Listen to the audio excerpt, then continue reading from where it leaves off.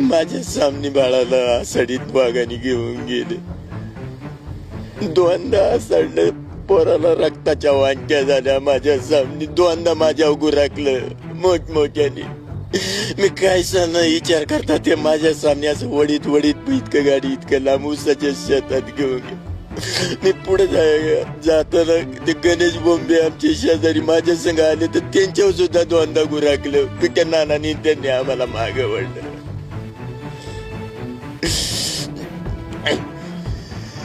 ज्यावेळेस बिट्ट्या आला त्यावेळेस रोहनने काय आरडाओरडा केला होता त्याला? रोहनला आवाज सुद्धा निघून दिला नाही.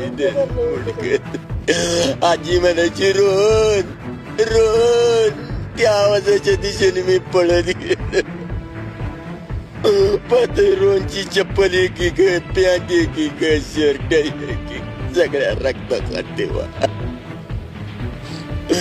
आजी मोठ्याने आडती रोहन रोहन रोहन. माझं बाळा आहे तसं माझ्या हातात चालतं खेळतं मी चालतं खेळतं घेऊन जातो. मला काही नको नाही तर मला वाघाच्या तोंडात द्या बाकी काही नको मला.